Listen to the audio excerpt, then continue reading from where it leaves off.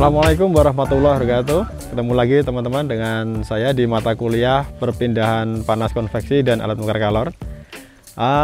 Pada hari ini kita akan diskusi mengenai bagaimana aliran suatu fluida pengaruhnya pada perpindahan panas konveksi ya. Jadi kita lebih ke arah bagaimana itu aliran viskos, non viskos dan lain-lain. Oke. Terus nanti secara lebih detail kita bahas di pokok bahasan setelah ini. Sekarang kita pulang ke rumah dulu, yuk kita lanjutkan.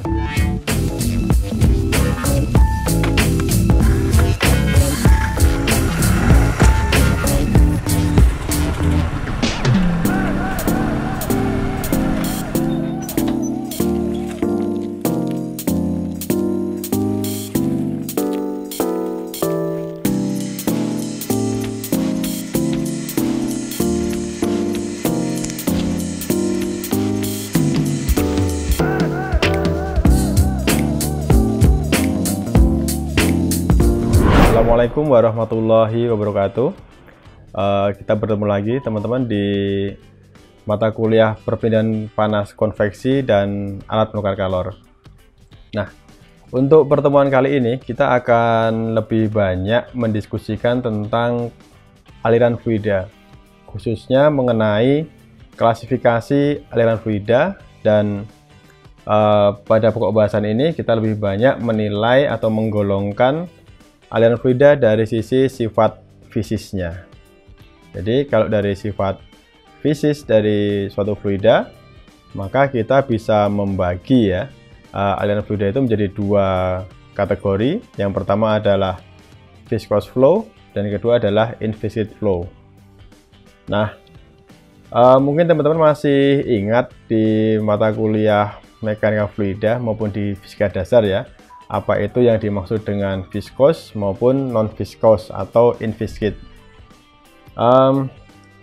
Yang pertama mengenai viscous flow, yaitu adalah sebuah aliran fluida di mana di sana terjadi gaya gesek, terjadi gesekan gitu.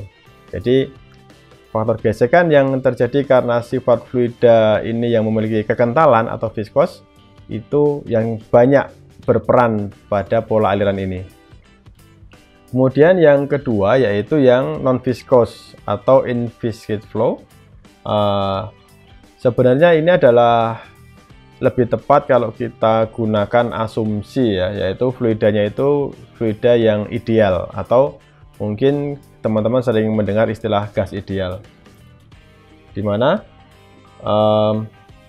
gas ideal sendiri itu hanya terjadi jika gasnya itu memiliki sifat yang pertama adalah tidak mampu mampat atau non compressible, kemudian yang kedua adalah non viskos atau tidak kental, kemudian yang ketiga adalah dia dalam kondisi steady state gitu, jadi tidak berubah ya. Nah, sifat inviscid flow ini sebenarnya kalau mau lebih detail itu ada gesekan itu pasti ada, tapi pada kasus ini bisa kita bilang diabaikan, jadi tidak diperhitungkan karena tidak terjadi secara dominan. Atau kalau dalam contoh soal atau dalam diskusi sering kita menggunakan perumpamaan atau pengandaian ya. Jadi di awal sudah disampaikan, diasumsikan atau diumpamakan fluidanya adalah fluida gas ideal. Nah, ketika teman-teman sudah menggunakan asumsi gas ideal, maka otomatis yang berlangsung adalah perhitungannya didasarkan pada kondisi non viskos. Nah, aliran tanpa gesekan sendiri itu adalah gaya gesek tidak muncul karena memang dia tidak memiliki kentalan. Nah, untuk yang pertama kita akan mendiskusikan mengenai viscous flow. Teman-teman bisa lihat pada gambar berikut ini. Di sini ada suatu arah aliran ya, aliran fluida yang dia melewati suatu plat datar, dan di sini bisa kita lihat di bagian awal di sana ada laminar flow, kemudian yang selanjutnya ada transition atau transisi, kemudian diteruskan dengan turbulent flow. Nah, mengenai definisi laminar, transient, turbulent sudah kita diskusikan pada pertemuan sebelum ini. Nah, seperti yang kemarin sudah kita diskusikan bahwa jika di atas suatu plat datar itu fungsi jarak ya yang berpengaruh, di mana angka Reynolds sangat berperan di sana. Rho dikalikan dengan kecepatan atau V dikalikan dengan L jarak ya dari sisi depan suatu titik acuan atau suatu titik atau awal dari plat misalnya, itu dibagi dengan mu atau viskositas dinamisnya. Nah, semakin besar nilai L atau jaraknya, tentunya nilai angka Reynolds-nya akan semakin besar. Dan ketika dia semakin besar, maka tentunya akan alirannya akan cenderung ke arah turbulen. Maka di gambar ini bisa kita lihat bahwa untuk daerah laminar yang terbentuk itu ada di bagian awal ya. Nah, kemudian karena ada gaya viskos, bisa kita lihat di gambar selanjutnya. Di sini bisa ditentukan berapa nilai tegangan gesernya, di mana tau itu rumusnya adalah mu dikalikan dengan du per dy ya.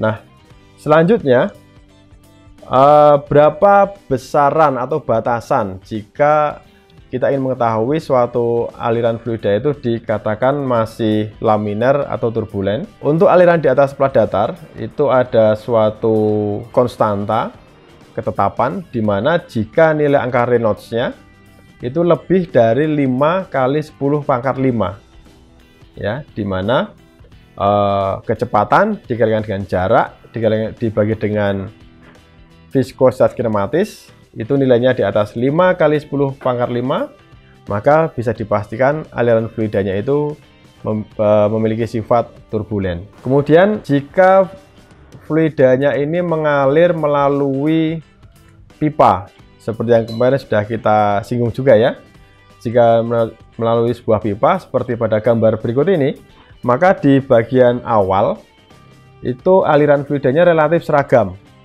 kecepatannya, baik di sisi maupun di tengahnya hampir sama.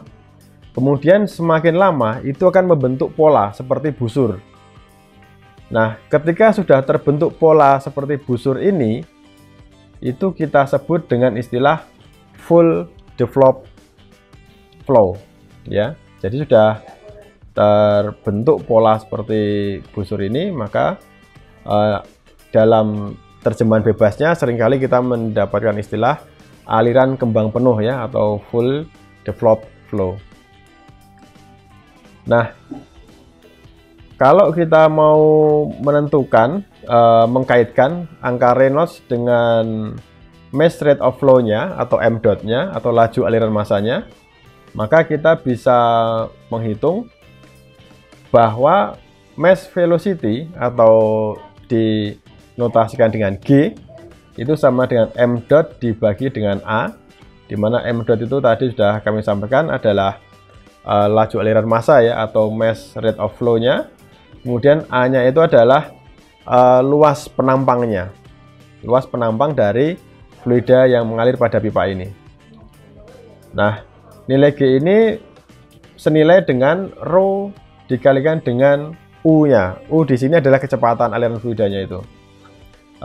Lebih tepatnya U-nya itu adalah kecepatan rata-ratanya ya. Sehingga bisa kita tulis ulang bahwa angka Reynolds yang melewati suatu pipa itu, atau sering kita notasikan dengan RED, ada subscribe-nya D, itu sama dengan G dikalikan dengan D dibagi dengan mu ya. Jadi di sini saya tekankan perbedaan cara perhitungan angka Reynolds ketika di atas plat datar atau bidang datar dan di dalam pipa.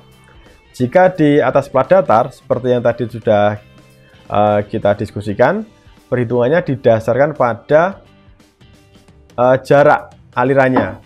bisa kita menggunakan notasi X atau L, sehingga rho dikalikan dengan V dikalikan dengan L, atau rho dikalikan dengan V dikalikan dengan X dibagi dengan mu-nya.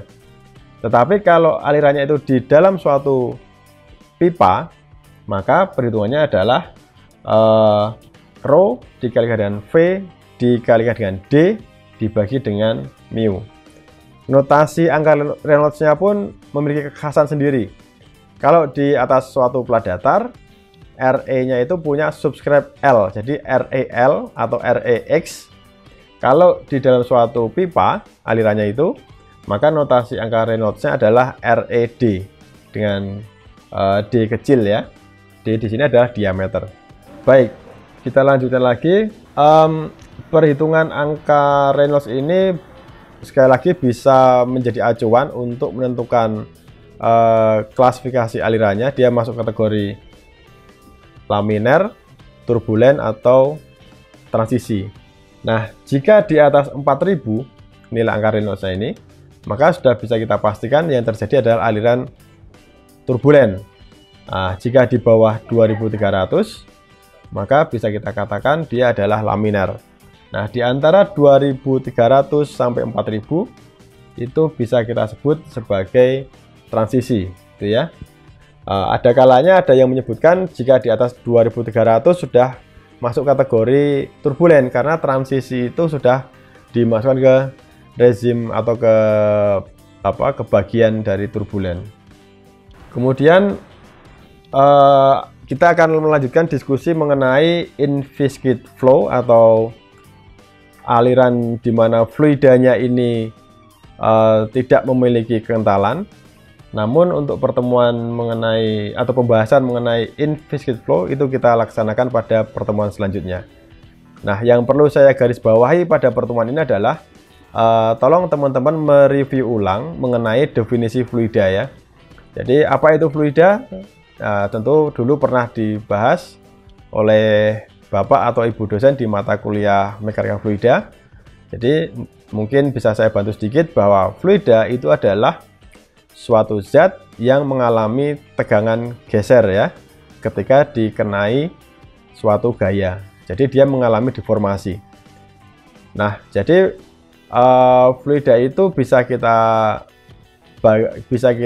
ambil contohnya, yaitu berupa zat pada fase cair atau liquid, dan yang kedua zat pada fase gas. Kenapa kok zat pada fase padat tidak termasuk fluida? Ya karena zat padat itu jika kita kenai gaya, maka dia tidak mengalami deformasi ya. Atau dengan uraian singkatnya dengan bahasa yang lebih mudah, jadi fluida itu adalah zat yang bisa mengalir gitu ya. Jadi teman-teman mohon membuka-buka lagi pelajaran tentang mekanika fluida. Baik, terima kasih. Saya kira cukup sekian untuk pertemuan kali ini. Kita lanjutkan di pertemuan yang akan datang dengan pokok bahasan in-viscid flow atau aliran untuk fluida yang tidak memiliki kekentalan. Terima kasih atas perhatian teman-teman semua. Tetap jaga kesehatan. Assalamualaikum warahmatullahi wabarakatuh.